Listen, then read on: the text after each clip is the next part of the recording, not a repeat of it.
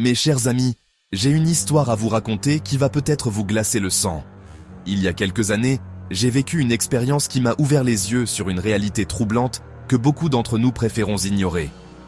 Certaines personnes dans notre entourage ne sont pas ce qu'elles prétendent être, et aujourd'hui, je vais vous révéler exactement comment les identifier avant qu'il ne soit trop tard. Ce que je m'apprête à partager avec vous pourrait transformer votre façon de percevoir vos relations, alors restez bien attentifs, car chaque détail compte. À travers mon parcours personnel et les nombreuses situations que j'ai observées, j'ai découvert 10 signaux d'alarme qui ne trompent jamais. Ces indices, je les ai testés, analysés, et ils m'ont permis de protéger mon bien-être émotionnel et financier. Alors si vous ressentez parfois ce sentiment étrange qu'on vous manipule, que quelqu'un profite de votre gentillesse, cette vidéo va vous donner les clés pour voir clair dans le jeu de ces personnes. Je vais vous accompagner dans cette découverte essentielle qui pourrait changer votre vie relationnelle pour toujours. Commençons par le premier signe que j'ai appris à reconnaître, et c'est celui qui m'a le plus marqué lors de ma propre expérience. Les manipulations émotionnelles représentent l'arme la plus redoutable que j'ai rencontrée dans mes relations. J'ai vécu cette situation où une personne utilisait systématiquement la culpabilisation pour obtenir ce qu'elle voulait de moi. Elle me faisait des reproches constants, me menaçait de partir si je ne cédais pas à ses demandes, et utilisait mes propres vulnérabilités contre moi. Cette personne connaissait parfaitement mes points faibles, mes peurs les plus profondes, et s'en servait comme d'un levier pour me contrôler. Elle jouait avec mes émotions comme un marionnettiste tire les ficelles de sa marionnette. Je me retrouvais dans des situations où je cédais à ses caprices, simplement pour éviter ses crises de colère ou ses menaces de rupture. Cette expérience m'a appris que les vrais manipulateurs émotionnels sont des experts en psychologie humaine. Ils savent exactement quel bouton presser pour vous faire réagir selon leurs désirs. J'ai fini par comprendre que l'amour véritable ne s'accompagne jamais de chantage émotionnel. Quand quelqu'un vous aime sincèrement, il respecte vos choix et ne cherche pas à vous faire du mal pour obtenir satisfaction. Cette leçon douloureuse m'a permis de développer une résistance mentale face aux tentatives de manipulation futures. Le deuxième signe que j'ai appris à détecter concerne l'incohérence entre les paroles et les actions. J'ai rencontré des personnes qui me promettaient monts et merveilles, qui me juraient fidélité et amour éternel, mais dont les comportements contredisaient systématiquement leurs belles déclarations. Cette dissonance m'a longtemps troublé, car je voulais croire en leurs mots. Je me souviens d'une personne qui me disait à quel point j'étais important pour elle, mais qui annulait constamment nos rendez-vous pour des raisons futiles. Elle proclamait son amour, mais n'était jamais disponible quand j'avais besoin d'elle. Cette contradiction permanente entre ses paroles et ses actes créait en moi une confusion profonde. J'ai appris à reconnaître ce décalage comme un signal d'alarme majeur. Aujourd'hui, j'ai développé une règle personnelle simple mais efficace. Je ne me fie plus à ce qu'on me dit, mais j'observe attentivement ce qu'on fait réellement. Les actes révèlent toujours la vérité que les paroles tentent de masquer. Cette approche m'a permis d'éviter de nombreuses déceptions et de gagner en lucidité relationnelle. Si vous n'avez pas encore rejoint notre communauté, je vous invite vivement à vous abonner et à activer la cloche de notification. Cette chaîne grandit grâce à votre soutien. Et ensemble, nous pouvons aider davantage de personnes à se protéger des manipulateurs. Votre engagement fait toute la différence et me motive à continuer de partager ces conseils essentiels. Chaque abonnement renforce notre mission commune de sensibilisation aux relations toxiques. Le troisième signe que j'ai identifié est l'isolement social progressif. J'ai vécu cette expérience terrifiante où une personne cherchait systématiquement à me couper de mes amis et de ma famille. Elle critiquait constamment mes proches, trouvait toujours des excuses pour que je ne les voie pas, et me faisait culpabiliser quand je passais du temps avec eux. Cette tactique insidieuse s'est mise en place de manière si graduelle que je ne l'ai pas remarqué au début. Au fil des mois, je me suis retrouvé de plus en plus isolé, perdant contact avec les personnes qui m'étaient chères. Cette personne manipulatrice avait réussi à créer un mur invisible entre moi et mon cercle social. Elle me faisait croire que mes proches ne me comprenaient pas, qu'ils étaient jaloux de notre relation. Cette tactique insidieuse vise à vous rendre totalement dépendant de cette personne manipulatrice. En vous privant de vos autres relations, elle s'assure que vous n'avez plus personne vers qui vous tourner pour avoir un avis extérieur. J'ai réalisé que l'amour véritable encourage toujours vos relations avec les autres. Il ne cherche jamais à vous en priver.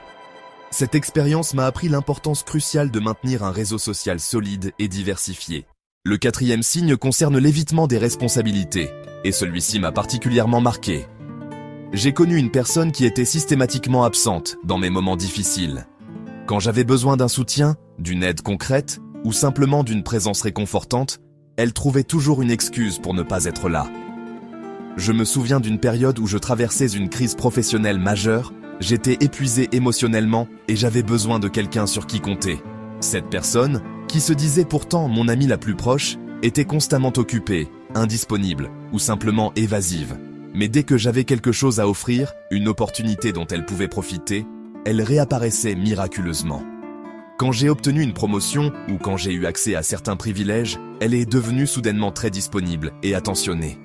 Cette attitude sélective m'a fait comprendre que je n'étais valorisé que pour ce que je pouvais apporter, pas pour qui j'étais. Cette expérience m'a appris que les vrais amis sont présents dans les moments difficiles, pas seulement quand ils ont quelque chose à gagner. L'amour authentique implique un engagement mutuel, une réciprocité dans le soutien. Le 5e signe que j'ai appris à repérer est l'absence totale de compromis. J'ai été confronté à des personnes qui refusaient catégoriquement de faire le moindre effort pour adapter leur comportement. Dans toutes nos interactions, c'était toujours à moi de m'adapter, de céder, de renoncer à mes envies pour satisfaire les leurs. Cette dynamique épuisante s'est installée progressivement dans ma relation, au point où je ne me rendais même plus compte de ce déséquilibre. Je me pliais constamment au désir de cette personne, pensant que c'était normal dans une relation. Mais quand je tentais de faire valoir mes propres besoins ou préférences, j'étais systématiquement ignoré ou critiqué. Cette expérience m'a fait comprendre qu'une relation saine nécessite des concessions mutuelles. Quand une personne met constamment ses intérêts avant les vôtres, sans jamais faire de compromis, elle vous considère comme un objet plutôt que comme un partenaire. J'ai appris à reconnaître cette dynamique toxique et à poser des limites claires. Le 6e signe concerne l'intérêt financier démesuré. J'ai eu l'expérience douloureuse de rencontrer des personnes qui semblaient davantage fascinées par mon compte en banque que par ma personnalité. Ces individus posaient constamment des questions sur ma situation financière, mes possessions, mes revenus. Ils manifestaient un enthousiasme suspect quand je parlais de mes projets lucratifs, mais perdaient rapidement intérêt quand la conversation portait sur mes passions personnelles. Je me souviens d'une personne qui s'intéressait beaucoup plus à la marque de ma voiture qu'à mes rêves et aspirations. Elle connaissait parfaitement le prix de mes vêtements, mais ignorait totalement mes valeurs personnelles. Cette disproportion dans l'intérêt qu'elle me portait était révélatrice de ses véritables motivations. Cette expérience m'a appris à observer attentivement ce qui suscite réellement l'intérêt chez les autres. L'amour véritable s'intéresse à votre être, pas à votre avoir.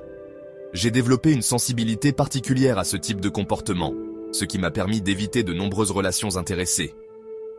Le 7e signe que j'ai identifié est le manque d'engagement émotionnel authentique. J'ai connu des personnes qui semblaient incapables de créer une véritable connexion émotionnelle avec moi. Quand je partageais mes joies, mes peines, mes préoccupations les plus intimes, je ressentais un vide troublant. Ces personnes écoutaient poliment, mais ne montraient aucune empathie sincère, aucun intérêt réel pour mon bien-être émotionnel. Elles étaient physiquement présentes, mais émotionnellement absentes. Je me souviens de moments où je me confiais sur des sujets profondément personnels, et ces personnes répondaient par des banalités, ou changeaient rapidement de sujet. Cette froideur émotionnelle créait en moi un sentiment de solitude profonde, même en leur présence. J'ai compris que ces personnes étaient incapables de véritables émotions ou qu'elles les gardaient pour elles-mêmes. Cette expérience m'a appris l'importance de la connexion émotionnelle dans toute relation authentique. Le 8e signe concerne les flatteries excessives et calculées. J'ai rencontré des personnes qui me submergèrent de compliments dès notre première rencontre. Ces éloges semblaient artificiels, exagérés, comme si elles récitaient un script appris par cœur. Elles me trouvaient extraordinaire sur tous les plans, sans même me connaître vraiment. Cette avalanche de compliments m'a d'abord flatté, puis m'a mis mal à l'aise. Je me suis rendu compte que ces flatteries n'étaient pas basées sur une connaissance réelle de ma personnalité. Ces personnes me complimentaient sur des aspects superficiels ou sur des informations qu'elles avaient glanées ailleurs. J'ai compris que ces flatteries servaient à me manipuler, à me rendre dépendant de leur validation. Elles cherchaient à créer une addiction à leurs compliments pour mieux me contrôler par la suite. L'admiration sincère grandit progressivement avec la connaissance mutuelle, elle ne surgit pas instantanément. Cette leçon m'a appris à me méfier des personnes qui me couvrent de louanges sans me connaître vraiment. Le 9e signe que j'ai appris à reconnaître est l'intérêt soudain et inexpliqué. J'ai vécu cette situation étrange où une personne qui m'ignorait complètement s'est mise à me porter une attention excessive du jour au lendemain. Cette transformation radicale m'a d'abord surpris, puis inquiété. Je me suis demandé ce qui avait pu provoquer ce changement si brutal dans son comportement. J'ai découvert plus tard qu'elle avait appris certaines informations sur ma situation qui l'intéressaient soudainement. Cette personne avait entendu parler de mon nouveau poste, de mes nouvelles responsabilités, et cela avait déclenché son intérêt. Du jour au lendemain, je suis devenu fascinant à ses yeux, alors que la veille encore, elle ne me remarquait même pas. Cette expérience m'a enseigné que l'amour véritable se développe naturellement. Il ne surgit pas brutalement sans raison valable. Méfiez-vous des personnes qui s'intéressent à vous seulement après avoir découvert ce que vous pouvez leur apporter. Cette attitude révèle des intentions intéressées plutôt qu'un attachement sincère. Le 10e et dernier signe concerne le manque d'engagement à long terme. J'ai connu des personnes qui refusaient systématiquement de parler d'avenir commun. Toute discussion sur des projets à long terme les mettait mal à l'aise. Elles éludaient mes questions sur leurs intentions, restaient évasives sur leurs sentiments réels. Cette attitude m'a fait comprendre qu'elles ne me voyaient que comme une solution temporaire à leurs besoins. Je me souviens d'une relation où la personne changeait de sujet dès que j'abordais nos projets futurs. Elle vivait dans l'instant présent, mais refusait de s'engager sur quoi que ce soit de durable. Cette réticence à s'engager révélait qu'elle gardait ses options ouvertes, prête à partir dès qu'une meilleure opportunité se présenterait. Les personnes qui vous aiment sincèrement n'ont pas peur de parler d'avenir avec vous. Elles sont enthousiastes à l'idée de construire quelque chose de durable ensemble. Mes amis, après avoir partagé avec vous ces 10 signes basés sur mon expérience personnelle, j'espère vous avoir donné les outils nécessaires pour protéger votre bien-être. Ces leçons, je les ai apprises parfois douloureusement, mais elles m'ont permis de construire des relations plus saines et authentiques. Chaque expérience négative m'a rendu plus fort et plus lucide face aux manipulations futures. J'ai développé une intuition plus fine pour détecter les comportements suspects dès les premiers signes. Cette vigilance ne m'a pas rendu méfiant ou fermé aux autres, mais elle m'a permis de mieux choisir mes relations. N'oubliez jamais que vous méritez d'être entouré de personnes qui vous respectent et vous aiment sincèrement. Votre bien-être émotionnel est précieux et ne doit jamais être sacrifié pour satisfaire les besoins égoïstes d'autrui. Votre intuition est votre meilleur allié. Écoutez-la toujours. Elle vous envoie des signaux d'alarme qu'il ne faut jamais ignorer. Apprenez à faire confiance à ce petit voix intérieur qui vous met en garde contre les personnes toxiques.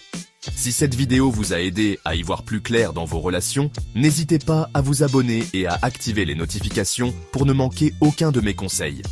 Ensemble, nous pouvons créer une communauté forte qui s'entraide et se protège mutuellement des manipulateurs. Votre soutien m'encourage à continuer de partager ces expériences qui peuvent transformer des vies.